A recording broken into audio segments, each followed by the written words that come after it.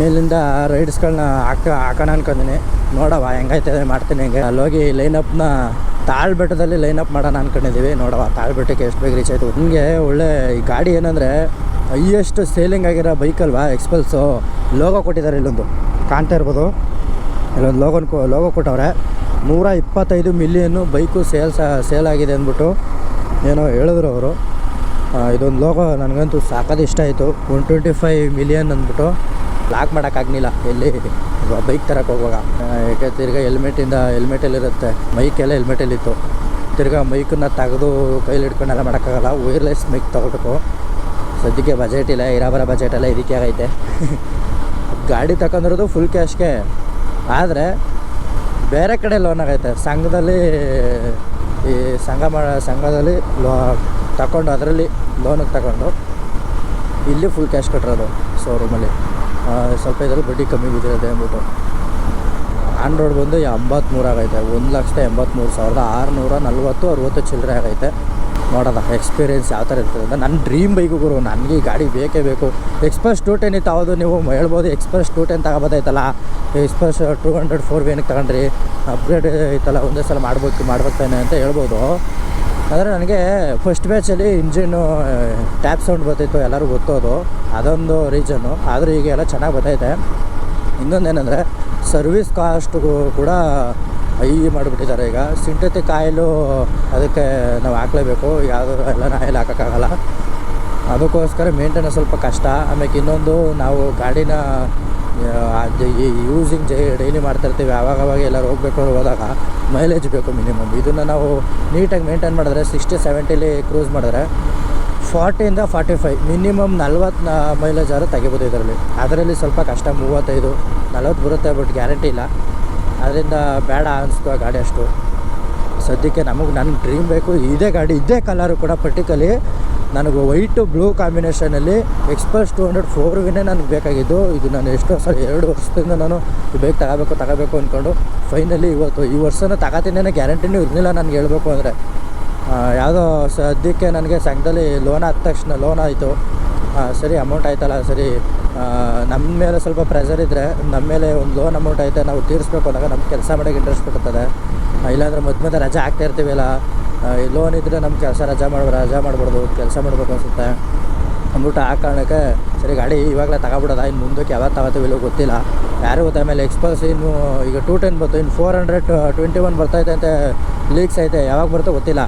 ಅದು ಬಂದುಬಿಟ್ರೆ ಈಗ ಬಂದಾಗ ಇದು ಗಾಡಿ ಸ್ಟಾಪ್ ಆದರೆ ಇದು ಲೆಜೆಂಡ್ರಿ ಬೇಗ ಉಳ್ಕೊಬಿಡುತ್ತೆ. ಹೇಳಬೇಕು ಅಂದರೆ ಯಾವ ಗಾಡಿ ನೀನು ಎಲ್ಲೇ ಇರು, ಹೇಗೆ ಇರು, ಆನ್ ರೋಡ್ ಆಗಿರಲಿ, ಆಫ್ ರೋಡ್ ಆಗಿರಲಿ, ಮುಡ್ ರೋಡ್ ಆಗಿರಲಿ, ಎಂಥ ಟೆರನ್ನೇ ಆಗಿರಲಿ, ನುಗ್ಗಿ ಹೊಡಿತೀನಿ ಅನ್ನೋ ಗಾಡಿ ಒಂದಿದ್ದರೆ ಅದು ಎಕ್ಸ್ಪ್ರೆಸ್ 200. ಅದು ರ್ಯಾಲಿ ಆಗಿರ್ಬೋದು, ಸ್ಟ್ಯಾಂಡರ್ಡ್ ಆಗಿರ್ಬೋದು, ಹೆಂಗೆ ಇದ್ದರೂ ನಾನು ನುಗ್ಬತ್ತೀನಿ ಅನ್ನೋ ತಾಕತ್ತು ಈ ಬೈಕು. ನಮಗೆ ಪವರ್ನ ಅದು ಫೀಲ್ ಮಾಡುತ್ತೆ ಇದು. ಅದಕ್ಕೋಸ್ಕರ ನನಗೆ ಈ ಬೈಕ್ ಇಷ್ಟ ಆಗಿದ್ದು. ನಾನು ಸುಮಾರು ವೀಡಿಯೋಸ್ಗಳು ಎಲ್ಲರೂ ನೋಡಿದ್ದೀನಿ, ಡ್ಯೂಕ್ ಕೇರಿ ನೋಡಿದ್ದೀನಿ. ಅವ್ರದ್ದು ವೀಡಿಯೋಲಿ ಎಕ್ಸ್ಪೋಸ್ನ ನಾನು ಆ ಗಾಡಿಗೋಸ್ಕರನ ಅವ್ರ ಚಾನಲ್ನ ಫುಲ್ ವಿಸಿಟ್ ಮಾಡಿರೋದು. ಈಗ ಒಂದೊಂದು ವೀಡಿಯೋನ 5 ಸಲ ನೋಡಿದ್ದೀನಿ ನಾನು ಅವ್ರದ್ದು, ಒಂದು ವೀಡಿಯೋನು ಮಿಸ್ ಮಾಡಿಲ್ಲ. ಮತ್ತು ಇನ್ನೊಬ್ರು ಇದ್ದರು, ಅವ್ರದ್ದು ಎಕ್ಸ್ಪಲ್ಸ್, ಅವರು ಲದಾಖೆಲ್ಲ ಹೋಗೋರೆ, ಅವ್ರದ್ದು ವೀಡಿಯೋಗಳು ನೋಡಿ. ಎಕ್ಸ್ಪಲ್ಸ್ ಎಲ್ಲೆಲ್ಲಿದೆ ಎಲ್ಲ ವೀಡಿಯೋಸ್ನ ನೋಡ್ಕೊಂಡು ನಾನು ಇದು ಮಾಡಿದ್ದು. ನನಗೆ ಎಕ್ಸ್ಪಲ್ಸ್ ಪರ್ಸ್ನಲ್ ಇಷ್ಟ ಆದಾಗ ಅದ್ರದ್ದು ಯಾವ ಥರ ಮೇಂಟೆನೆನ್ಸು, ನಾವು ಯಾವ ಥರ ಮಾಡಿಫೈ ಮಾಡಿಸ್ಬೇಕು ಎಲ್ಲ ನೋಡಿದೆ. ಬಟ್ ಮಾಡಿಫೈ ಅಂದ್ಬಿಟ್ಟು ಜಾಸ್ತಿ ಓವರಾಗೆ ಮಾಡ್ಸೋಕ್ಕಾಗಲ್ಲ, ನೀಟಾಗಿ ಅಚ್ಚುಕಟ್ಟಾಗಿ ಮಾಡಿಸ್ಕೊತೀವಿ. ಸರಿ, ಜಾಸ್ತಿ ಮಾತಾಡ್ಕೊಂಡು ಹೋಗೋಯ್ತು. ಫಸ್ಟ್ ಅಲ್ಲಿ ಹೋಗಿ ಲೈನಪ್ ಮಾಡವ. ಹೆಸರು ಬಿಟ್ಟು ಹೋಯ್ತಾವೆ, ಏನೂ ಆಗಲ್ಲ ಬನ್ನಿ. ನಾನು ಬೇಜಾರು ಮಾಡ್ಕೊಳಂಗೆ ನಾನು ಇಸ್ತಾನೆ ಇರಲಿಲ್ಲ. ಹೆಲ್ಪ್ ಮಾಡಬೇಕು, ಮುಂದೊಂದು ದಿವಸ ನಮ್ಗೆ ಯಾರ್ಯಾರು ಹೆಲ್ಪ್ ಮಾಡ್ತಾರೆ. ಅದು ಅಂಥವ್ರಿಗೆ ಫಸ್ಟ್ ಗಾಡಿ ತಗೊಂಡು ಇವ್ರನ್ನ ಕುಣಿಸ್ಕೋಬೇಕು, ನಮ್ಮ ಮನೆಯವ್ರನ್ನ ಕುಣಿಸ್ಕೋಬೇಕು ಅಂದ್ಕೊಂಡು ಏನೋ ಇದಿರ್ತಾರಲ್ಲ. ಹಾಂ, ನಿಮ್ಮ ಫೇವ್ರೇಟ ಇದು? ನಾನು 2 ವರ್ಷದಿಂದ ಈ ಗಾಡಿ ತಗೋಬೇಕು ಅಂದ್ಕೊಂಡು ಎಷ್ಟು ವೆಯ್ಟ್ ಮಾಡೀನಿ ಅಂದರೆ, ನನ್ನ ಅದೃಷ್ಟಕ್ಕೆ ಯಾವುದೋ ಒಂದು ಲೋನ್ ಆಯಿತು. ಆದ್ದರಿಂದ ಇಬ್ಬರು ಅಲ್ಲಿಂದ ಬರ್ತೈತೆ ನೋಡಿ ಇನ್ನೊಂದು ಗಾಡಿ ಎಕ್ಸ್ಪಲ್ಸು. ನಮ್ಮೂರು ಸೈಡಾ? ಈ ಒಳ್ನಳ್ಳಿನಾ? ನಮ್ಮದು ಮಾರ್ಕೊಂಡಳ್ಳಿ, ದೊಡ್ಡ ಮಾರ್ಕೊಂಡಳ್ಳಿ. ಹಾಂ, ಇವತ್ತು 2 ಗಾಡಿನೂ ಒಂದೇ ಸಲ ಡೆಲಿವರಿ ತಗೊಂಡು. ಹಾಂ, ಹಾಂ, ಅದಕ್ಕೋಸ್ಕರನೇ ಇದು ತಗೊಂಡಿದ್ದು.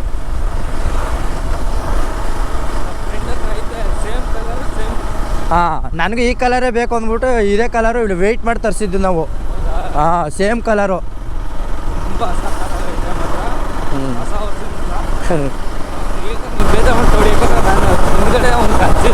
ಹೌದು, ಕುಣಿಸ್ಕೊಂಡ್ರೆ ಸಾಕು ಅನ್ಸ್ಬಿಡುತ್ತೆ ಒಂದೊಂದು ಟೈಮು. ಈಗ ನೀವು ಇಲ್ಲೇ ಮುಂದಕ್ಕೆ ಬರ್ತೀರಾ? ಹಾಂ, ಬನ್ನಿ.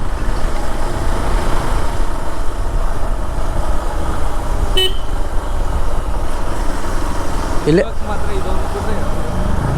ಇಲ್ಲೇನಾ? ಹಾಂ ಬೈ, ಇಬ್ಬರು ಒಂದೇ ಸಲ ತಗೊಂಡಿರೋದು ಬೈಕು. ಹಾಂ, ಇವತ್ತೇ ತಗೊಂಡು ಇವತ್ತು ಹೋಯ್ತಿರೋದು. ತಗೊಳ್ಳಿ ನೀವು ಆದಷ್ಟು ಬೇಗ ಡ್ರೀಮ್ ಬೈಕು. ಹಾಂ, ದೊಡ್ಡ ಮಾರ್ಕೊಂಡಲ್ಲ, ಎಲ್ಲ ನಿಮ್ಮೂರು ಪಕ್ಕದಲ್ಲ. ಹಾಂ, ಇನ್ಸ್ಟಾಗ್ರಾಮ್ ಐತೆ ನೋಡಿ, ವೀಡಿಯೋ ಹಾಕ್ತೀನಿ ಬೇಕಾರೆ ನಾನು. ಹಾಂ, SRV ಅಂತ ಹೊಡ್ರಿ ಸಾಕು, ಬರ್ತದೆ SRV ಅಷ್ಟೇ. ವೀಡಿಯೋ ಬಂದಿರುತ್ತೆ ಇದು ಕೂಡ. ಇದು ನಿಮ್ದು ಬಂದಿರ್ತೀರ ಇವತ್ತು, ನಿಜ ವೀಡಿಯೋ ಐತೆ. ಇಲ್ಲಿ ನಂಬರ್ಸ್ ಹೊಡೆದೈತೆ ನೋಡಿ, ಐತೆ. ಓಕೆ ಬರೋದಾ? ಹಾಂ ಬೈ.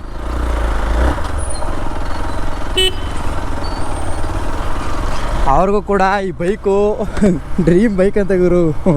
ನನಗೆ 2 ವರ್ಷದಿಂದ ಈ ಕಣ್ಣಲ್ಲಿ ಮಲಗುವಾಗ ಯಾವಾಗಲೂ ಈ ಬೈಕು ನನ್ನೊಂದು ಬೈ ಮಾಡುತ್ತಾಗೋ ಅಂದ್ಕೊಂಡು ಕಾಡಿಸ್ತಾ ಇತ್ತು. ನಿಜವಾಗ್ಲೂ ನಾನು ಇಷ್ಟು ಬೇಗ ಬೈಕ್ ತಗೋತೀನಿ 2 ವರ್ಷದಲ್ಲಿ ಅಂತ ಅಂದ್ಕೊಂಡಿರ್ಲಿಲ್ಲ. ನಾನು 2030ಕ್ಕೆ ತಗೊಳ್ಳೋದ ಅಂದ್ಕೊಂಡೆ. ಬಟ್ ಅಷ್ಟೊಳಗೆ ಬೈಕು ಇರುತ್ತೆ ಇಲ್ವೋ ಅನ್ನೋ ಗ್ಯಾರಂಟಿ ಇಲ್ಲ.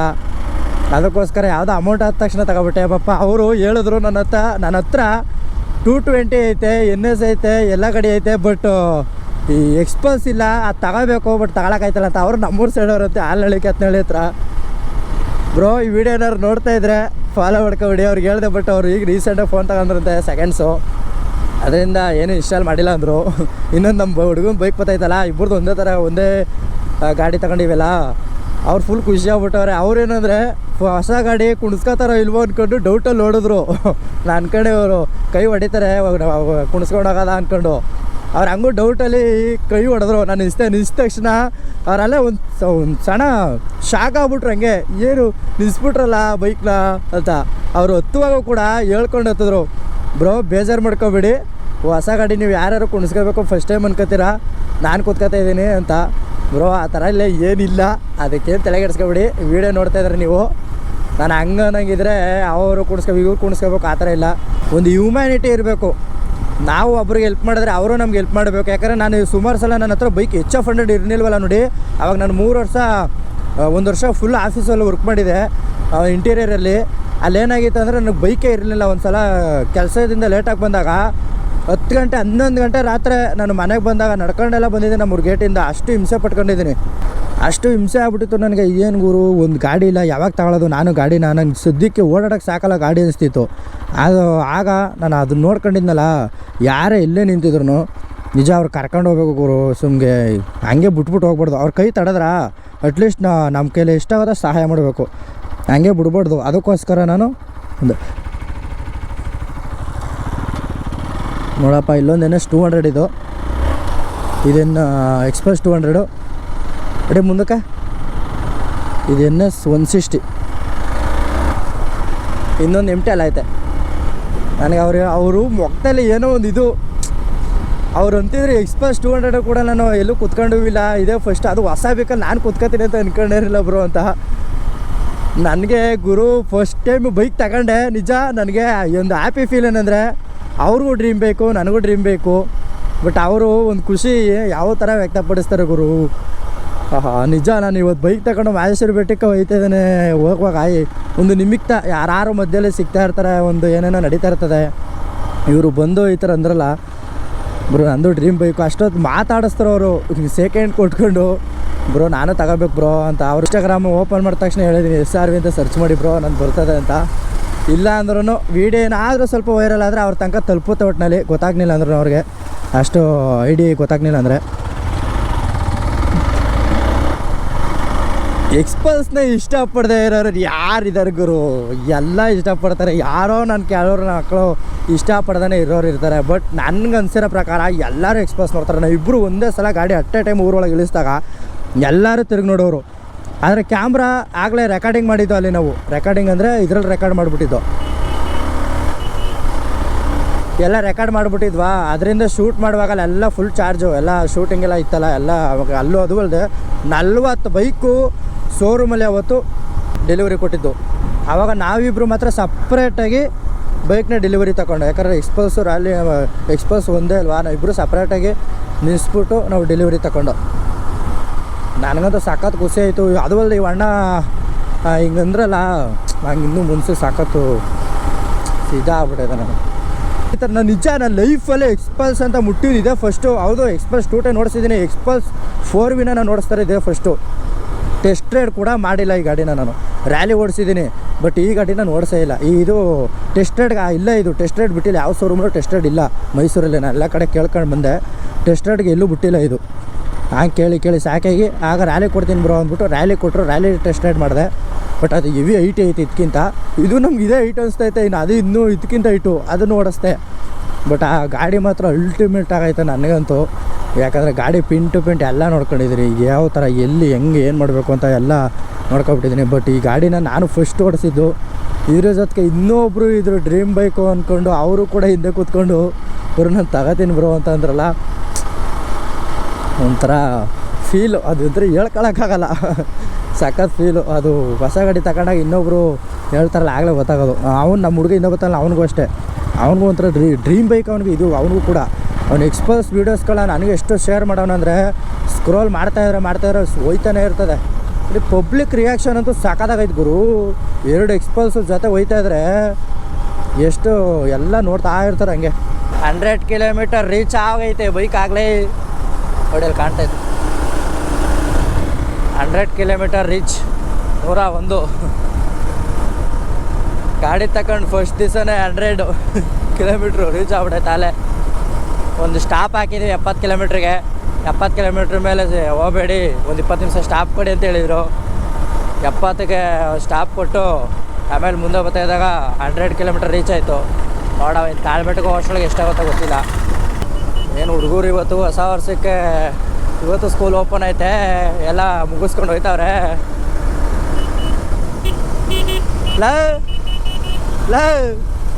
ನಿಂಬೆಹಣ್ಣು ಉದ್ರೈತಲ್ಲ ನಿನ್ನ ಗಾಡಿದು, ನಿಂಬೆಹಣ್ಣು ಉದ್ರೈತೆ ನಿನ್ನ ಗಾಡಿದು. ಅಲ್ಲಿ ಹಳ್ಳಕ್ಕೆ ಬಿಟ್ಟಿಲ್ಲ ಆಗ. ಅವ್ನು ಆನಲ್ಲಿ ಹೊಡಿದ್ರೆ ಕೇಳಿಸ್ದಲ್ಲ, ನಿಂಬೆಹಣ್ಣು ಉದ್ರೋಗ್ಬಿಡ್ತಾವನು ಹಳ್ಳಕ್ಕೆ ಬಿಟ್ಟೈಟ್ಲೆ. ನಮ್ಮದು ಉದ್ರೋಗ್ಬಿಟ್ಟೈತೆ ಏನೋ ಗೊತ್ತಿಲ್ವಲ್ಲ ಅಪ್ಪ ನಿಂಬೆಹಣ್ಣು. ಅಲ್ಲ ಆಯ್ತಾಯ್ತೆ ಗುರು. ಎಲ್ಲಿ ನೋಡು ಫುಲ್ಲು ಮಂಜು ಕೌದ್ಬಿಟ್ಟೈತೆ ಆಗಲೇ. 5 ಗಂಟೆ 6 ಗಂಟೆ ಆಗೈತೇನೋ.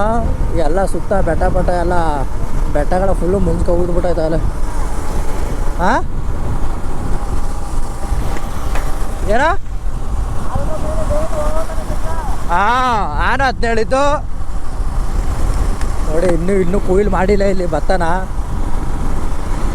ಓಹೋ, ಆರಾಮಾಗಿ ನಿಂತ್ಕೋಬೋದು ಗುರು ಎಕ್ಸ್ಪಲ್ಸಲ್ಲಿ.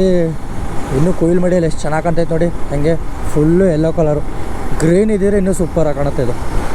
ಅಲ್ಲೆಲ್ಲ ಸುತ್ತ ಬೆಟ್ಟ ಫುಲ್ಲು ಆಗಲೇ ಫುಲ್ಲು ಮಂಜು ಕೌದ್ಬಿಟ್ಟೈತೆ ಆಗಲೇ ಇಬ್ಬನಿ ಬೀಳಕ್ಕೆ ಸ್ಟಾರ್ಟ್ ಆಗ್ಬಿಟ್ಟೈತೆ. ಎಷ್ಟು ನಾವೇನಕ್ಕೆ ಗೊತ್ತಾ ಎಕ್ಸ್ಪಲ್ಸ್ ತಗೊಂಡಿದ್ದು ನೋಡಿ. ಇದೆಲ್ಲ ರೋಡು ಪ್ಯಾಚ್ ವರ್ಕ್ ಆಗ್ಬಿಟ್ಟೈತೆ. ಸಸ್ಪೆನ್ಷನ್ನು ಎಷ್ಟು ಕ್ಲೀನಾಗಿ ಕೆಲಸ ಮಾಡ್ತೇವೆ ನೋಡಿ. ಅಲ್ಲಿ ನಮ್ಮ ಹುಡುಗ ಹೋಯ್ತಾವನ್ನೆಲ್ಲ ಫ್ರಂಟಲ್ಲಿ ಆರಾಮಾಗಿ ಹೋಯ್ತದ ಗಾಡಿ. ಅದಕ್ಕೆ ಗುರು ಎಕ್ಸ್ಪಲ್ಸ್ ಇಂಥ ರೋಡ್ಗೆ ಇಂಡಿಯನ್ ರೋಡ್ಸ್ಗೆ ಅಂದ್ಬಿಟ್ಟು ಹೇಳಿ ಮಾಡಿಸಿರೋ ಗಾಡಿ. ಆಗ್ಲಿಂದ ಈ ರೋಡು ಹೆಚ್ಚು ಕಮ್ಮಿ ಒಂದು 1/2 ಕಿಲೋಮೀಟ್ರ್ ಹಿಂಗೆ ಇತ್ತು. ಯಾರಪ್ಪ ಬಸ್ನಾನು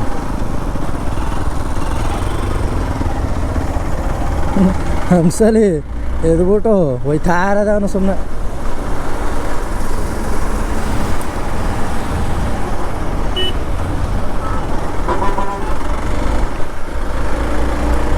ಕಾರ್ನವ್ನು ಬಡ್ಕ ಗೊತ್ತಾಗನೆ ಸುಮ್ಮನೆ ಕಣಪ್ಪ.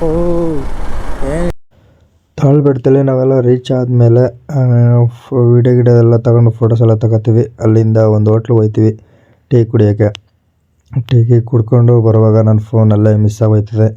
ಅದರಿಂದ ಮಾದೇಶ್ವರ ಬೆಟ್ಟಕ್ಕೆ ಹೋಗಿ ನೋಡುವಾಗ ಅಲ್ಲಿ ನನ್ನ ಫೋನು ಆಗಲೇ ಕಳೆದೋಗಿದೆ ಅಂತ ಆವಾಗ ಗೊತ್ತಾಗ್ತದೆ. ಅದರಿಂದ ನಾವು ರಿಟರ್ನ್ ತಾಳ್ಬೆಟ್ಟಕ್ಕೆ ಬರೋಕ್ಕಾಗಲ್ಲ, ಗ್ಯಾರಂಟಿ ಇಲ್ಲ ಎಲ್ಲಿ ಫೋನ್ ಕಳೆದೋಯ್ತು ಅಂತ. ಆವಾಗ ಎಲ್ಲ ಅಲ್ಲಿ ಪೊಲೀಸ್ ಸ್ಟೇಷನಲ್ಲಿ ಕಂಪ್ಲೇಂಟ್ ಕೊಟ್ಟು ಎಲ್ಲ ಮಾಡ್ತೀವಿ. ಅವೆಲ್ಲ ವೀಡಿಯೋ ಇತ್ತು. ಬಟ್ ಏನಾಗೈತೆ ಅಂದರೆ ಮೆಮೊರಿ ಕಾರ್ಡ್ ಬಂದು ಫುಲ್ಲು ಡೆಸ್ಟೆಡ್ ಆಗ್ಬಿಟ್ಟೈತೆ, ಫುಲ್ಲು ಹೀಟ್ ಆಗ್ಬಿಟ್ಟೋದು, ಡೆಡ್ ಆಗ್ಬಿಡ್ತು.